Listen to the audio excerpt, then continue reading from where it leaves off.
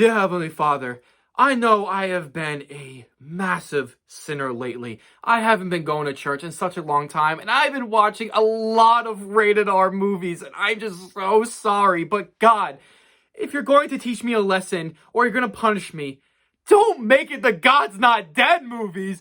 I just can't do it any longer. This is the last time I can review a God's Not Dead film, so please, don't do this to me again, God. Please. In your name, a fucking man, because I'm done with the God's Not Dead movies. So if you're excited, let's head to the review.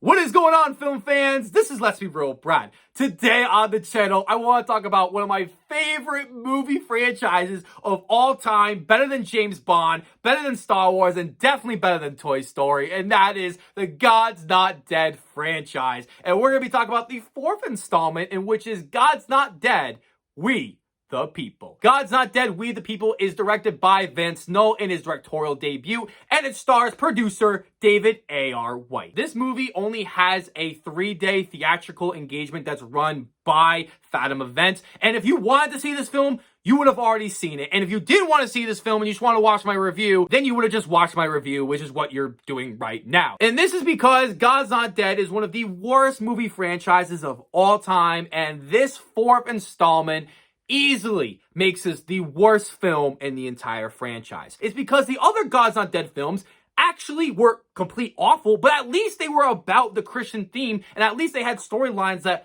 all matched together about Christianity. Like, they were showing different angles of how people live as a Christian, even though they're really boring, stupid, fake, and completely uninteresting with terrible acting and terrible dialogue. And that is what's so aggravating about this movie, because the first act of this movie starts the way you think these Christian movies are going to go, where there's a whole big issue, it makes no sense at all, and it tries to manipulate its audience, and they're thinking, this is what really happens with homeschoolers, and no, so much of that is completely untrue. I have grown up with many friends and family over the years who have been homeschooled, and they're some of the smartest people I know. Doesn't even try to go for that angle at all, that they're still equally as smart as someone in the public schools, and maybe even smarter because they're getting a really good education. No, this movie is just about we can't teach God anymore, and that not having God is ruining our system. You still have to have good characters, good writing, interesting premise, and to actually be somewhat believable and to be emotionally investing, and this movie doesn't do any of that. So let's start right with the negatives first,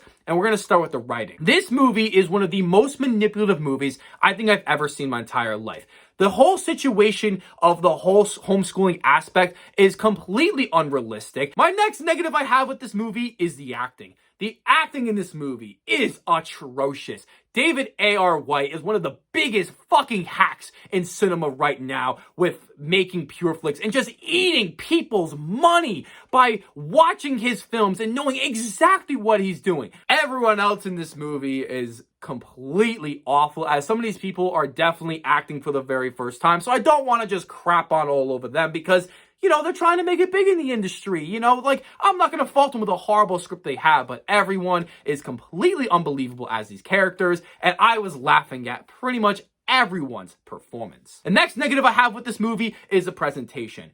No matter what you think about this movie with your own political, religious beliefs, I think a lot of us could agree that this movie is really boring to look at. There are no interesting shots in this movie. The cinematography is so bad. This looks like a TV movie that didn't put any effort into the presentation. I also think that the music in this movie is really bad, very manipulative, and it wants you to feel these emotional cues that it's putting out for us. And my last negative with this movie is simply the fact that this movie is completely biased in the right-wing propaganda, and it's not even about being a Christian film. And that is the exact problem that movies should not be doing. I don't care if your movie has a left-wing bias or a right-wing bias, but if you have a really great film with great characters and part of your message is that, I think you can get away with it because that's what you're trying to express. But this movie decides to go all the way to that route with having every single character who's not a Christian